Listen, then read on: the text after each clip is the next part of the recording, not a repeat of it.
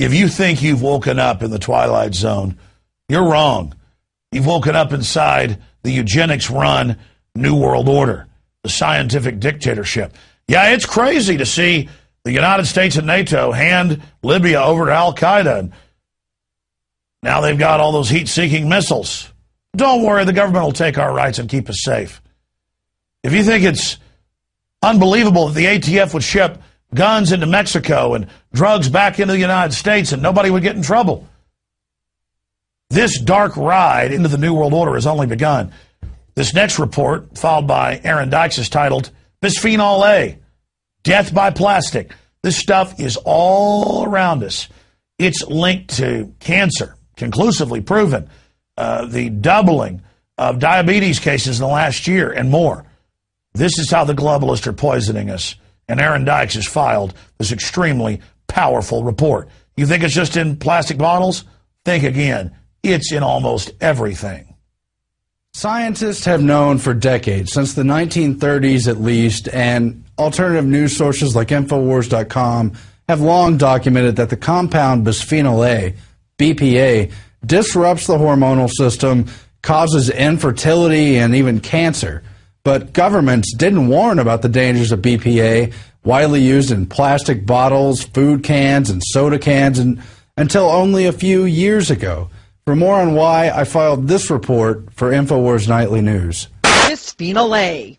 When you open up a can, that lining may contain a synthetic estrogen. That's right, a sex hormone. BPA is unsafe and can lead to cancer, diabetes, and other diseases. BPA is what is known as an endocrine disruptor.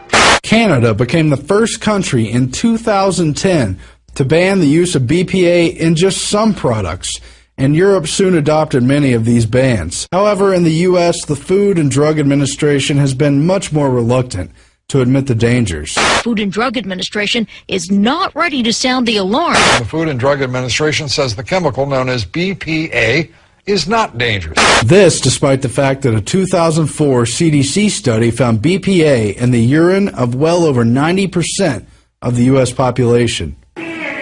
Consumer awareness has created a trend against its use in many products in lieu of a ban.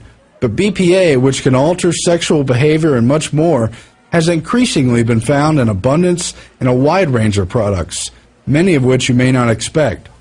This includes most of the printed store receipts, money, printer ink, dental amalgams and fillings, baby formulas, cosmetics, and now similar estrogen-mimicking hormones have even been found in top name-brand clothing. Efforts to eliminate contact with Bisfenol A must combat with the increasing places it pops up unexpectedly in our modern lives. And what else could pop up? Research conducted at top institutes like Harvard and Yale found that BPA has widespread effects, including neurological, thyroid, and dopaminergic issues, obesity as well as low weight, fetal development, carcinogenic effects including breast and prostate cancer. Its impact on hormones in both men and women can negatively affect the reproductive and sexual system. Studies on lab animals, including primates, found permanent changes to the genital tract, changes in breast tissue predisposing to carcinogens, long-term reproductive and carcinogenic effects, increased prostate weight, early onset of puberty, longer estrus, decline in testosterone, increase of anogenital distance in both genders, greater sensitivity to hormones and cancer, decreased maternal behaviors, adverse neurological development, disrupted ovarian development, and reversal of normal sex differences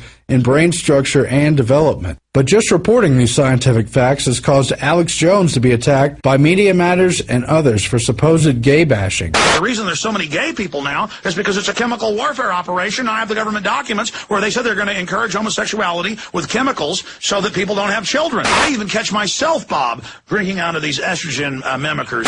But the disruption of the body's endocrine system by pollutants put in place by man has nothing to do with sexual preference, nor what God or nature intended. In 1994, the Pentagon admittedly sought the development of a, quote, gay bomb in which it would use non-lethal chemical weapons to disrupt hormones and create widespread homosexuality, but it's happening every day in a less dramatic fashion, and the products we eat and drink, touch, and come into contact with. Are we really afraid to face the reality of social engineering through chemical assault due to politically correct taboos? The elite have stated their eugenics and depopulation agenda ad nauseum, and yet for the past 50 years, sperm rates have continued to plummet, and BPA is admittedly linked to male infertility.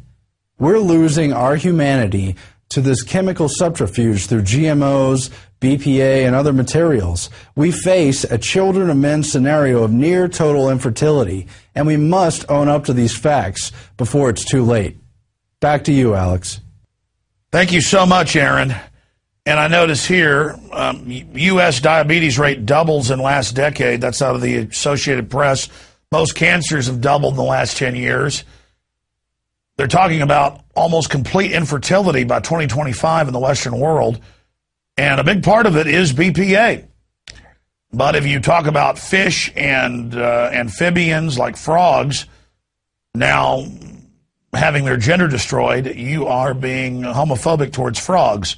No, that is all just a globalist distraction to keep us from looking at the facts of what this system is truly engaging in. This is a nightmare situation that our society faces, and bisphenol A is only one small part of this larger program. The sodium fluoride in the water, the radioactive isotopes added with the fluoride in most water systems, the GMO with insect genes in plants and pesticides engineered into the plants. In every major animal study, it's reducing fertility or outright causing mutations and total sterilization within 3 generations in rats, guinea pigs, you name it.